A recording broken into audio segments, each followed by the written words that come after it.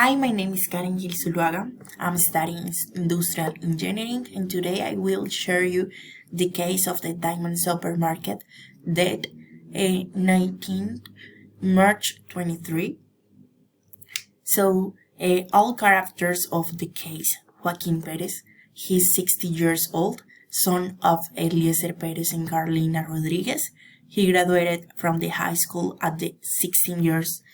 He is perseverant and worked, has a wife, Maria, and 3 children, Pedro, Ana, and Sofia. He was discovered with Alzheimer.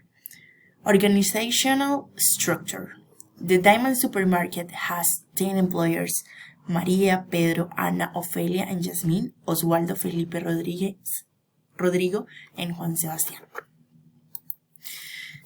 The main of the problems case. First, it's operating inefficiencies and cash flow deficit that could be break the supermarket. Second, a 60% oversized warehouse with purchase, it doesn't have adequate physical layout, and for being located in the urban centers of the municipality, the cost of service are very high and expensive.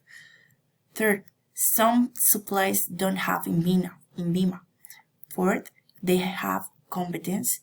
Fifth, they don't have security social for their employers, nor do they have established salaries.